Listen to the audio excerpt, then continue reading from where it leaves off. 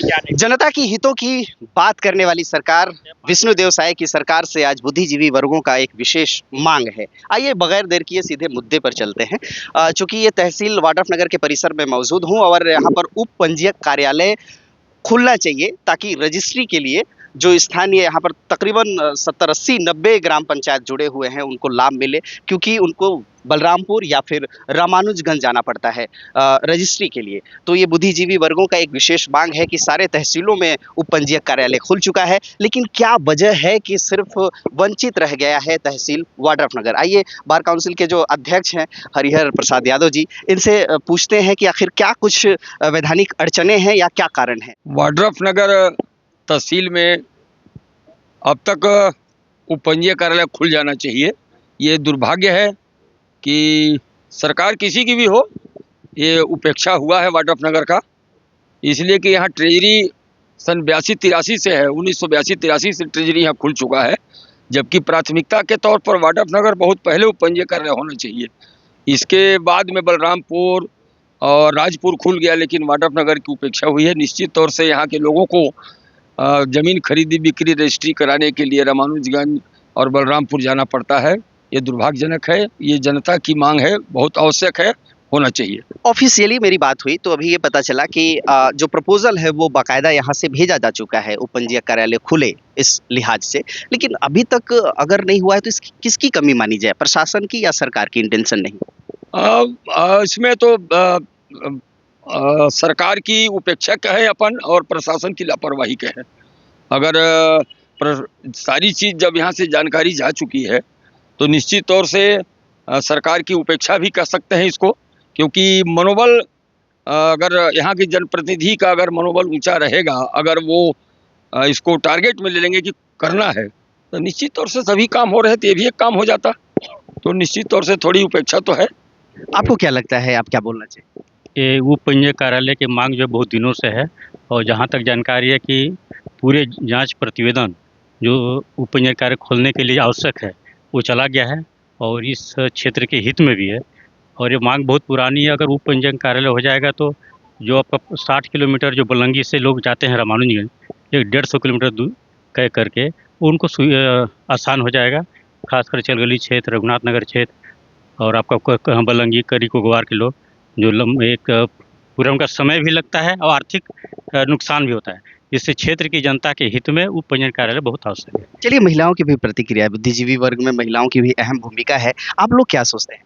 हम लोग भी यही सोचते हैं कि जो उप पंजीयक कार्यालय है रामानुजगंज में भी खुल चुका है, बलरामपुर में भी खुल चुका है, सभी तहसीलों में उप पंजीयक कार्यालय खुल चुके हैं और वाड्रफनगर तहसील में भी उप पंजीयक कार्यालय खुलना बहुत ही आवश्यक है, ज़रूरी है।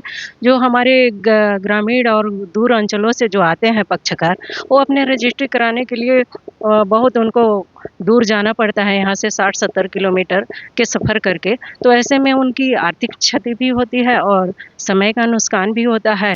तो यहाँ उप पंजीयक कार्यालय खुलेगा तो उनको सुविधा मिलेगा, वो सफ़र करने से बचेंगे। चलिए इस मैसेज के जरिए हम कहीं ना कहीं शासन और प्रशासन तक एक आवाज़ बन करके उनके कानों तक पहुंचने का एक जरिया बन रहे हैं कि वास्तव में ये काफ़ी बैकवर्ड क्षेत्र है वाड्रफनगर, पूरी जंगली इलाका, इधर यूपी बॉर्डर जो बलंगी क्षेत्र है वहाँ से दूर जाना पड़ता है, रामानुजगंज का सफ़र या बलरामपुर का सफ़र तय करना पड़ता है।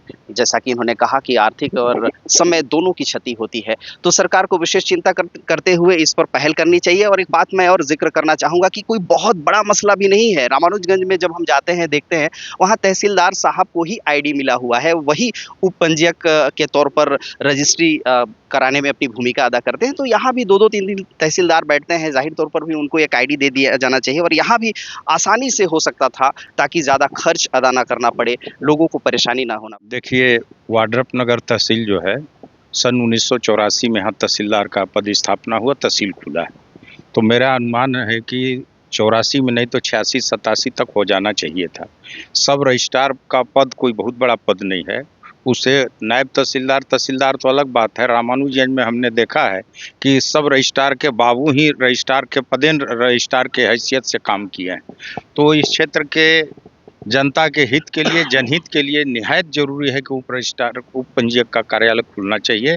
और जहां तक सवाल है कि प्रशासन द्वारा यदि जानकारी भेजी गई है तो निश्चित तौर पर सचिवालय में कहीं ना कहीं फाइल अड़ा होगा।